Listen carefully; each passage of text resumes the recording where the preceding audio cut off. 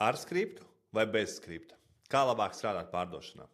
Patiesībā atbilde ir abi divi. Tātad, ko es to gribu teikt? Ir vajadzīga struktūra. Ir jābūt sarunas struktūrai. Tev ir jābūt skaidrībai, kā tu struktūrēsi pārdošanas sarunu. Tev ir jābūt skaidrībai, kā tu virzīsi klientu no augsta līdz tādam, kurš ir gatavs pirkt. Tātad ir jābūt struktūrai. Ja? Tātad, ko nozīmē struktūra? Struktūra ir aptuvena skaidrība.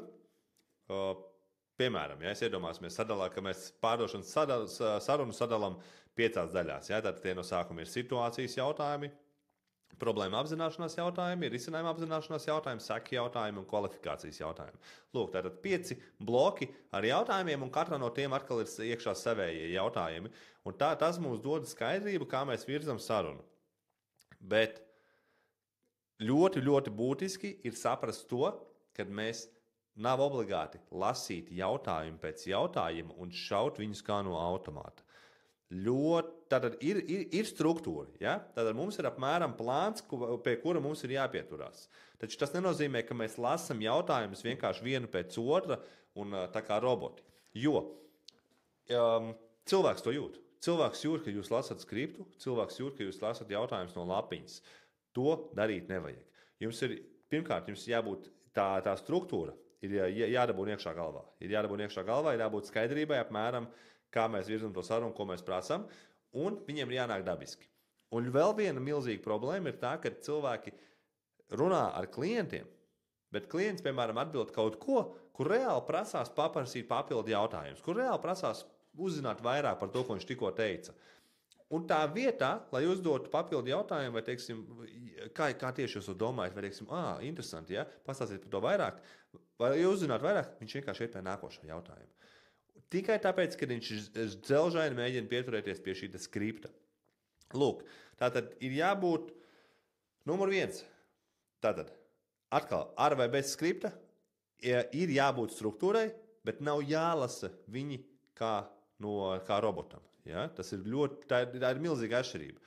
Ja tu dabūni to savu struktūru iekšā galvā, tu vari izsīt arī bez nekā, ja? Bet tev viņa apmēram ir galvā, tu zini, kā tu virzīsi sarunu. Tāpēc sarunas nedrīkst būt improvizācija. Nedrīkst katra saruna būt improvizācija. Tev ir jābūt skaidrībai, kā tu viņu veiksi.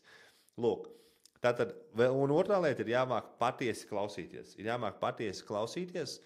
Un ja klients pasaka kaut ko tādu, kur reāli prasās papildu jautājumi, tie ir jājautā. Nevis jāpieturās dzelžaini pie tās savas struktūras vai pie skripti. Ja?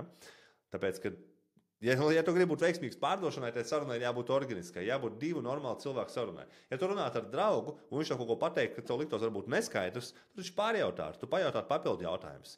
Nevis uzreiz vienkārši iet pie nākošā jautājuma. Tāpēc, draugi mīļie, tas ir ļoti, ļoti svarīgi, kad jūs vienkārši veidojat organisku sarunu ar klientu un liekat viņam justies normāli un liekat viņam justies tā, it kā jūs būtu tur, lai tiešām mēģinātu viņam palīdzēt, nevis vienkārši iziet cauri savam jautājumu sarakstam. Ja? Lūk. Tāpēc mums ir struktūra, pie kuras mēs apmēram pieturamies. Mums ir skaidrība, kā mēs virzīsim sarunu, bet mēs esam elastīgi. Mums ir jāspēj pielāgoties sarunai, jo bieži vien viņas aizies kaut kur šķērsām, klients sāks kaut kur, un tam mums jāmāk viņu virzīt atpakaļ. Mēs pielāgojamies. Ja mēs izdzirdam kaut ko, kas prasa papildu jautājumus, mēs tos jautājam. Mēs pielāgojamies, esam elastīgi. Mums ir aptuveni skaidrība, uz kurien mēs ejam no punkta A uz punktu Z, bet mēs tur varam aiziet daudziem dažādiem ceļiem. Ja? Mums ir apmēram skaidrs maršruts, bet mēs esam elastīgi. Mēs varam apiet kokam vienu pusi, mēs varam apiet kokam ap otru pusi. Tāpēc mēs pielāgojamies. Lūk, tādēļ, es ļoti neatbalstu to, kad ir A4 lapa priekšā, jautājums, un mēs jautājam. Tātad, sakiet, kā jūs jūtaties par šo, vai, teiksim, vai jūs izmantojat šo te ikdienā? Jā, nē, labi, vai jums liekas tas un tas? Nav vispār sajūtas, kā ir organiska saruna. Lai jūs pārdot un būtu veiksmīgi, klientam ir jājūt, ka jūs esat normāls cilvēks, nevis robots, un kad tā saruna ir tiešām dabiska, organiska, un jūs tiešām mēģināt viņam palīdzēt, nevis vienkārši ejiet cauri savam skriptam. Lūk, tāpēc atbilde ir patiesībā abi. Ir jābūt skaidrībai, bet nedrīkst izklausīties kā robots un visu to lasīt. Ļoti vienkārši. Tā kā, ja tu gribi iemācīties tiešām kvalitatīvu sarunu struktūru, kā es minēju, situācijas jautājumu, seku, kvalifikācijas, problēmu risināšanas jautājumu, ja?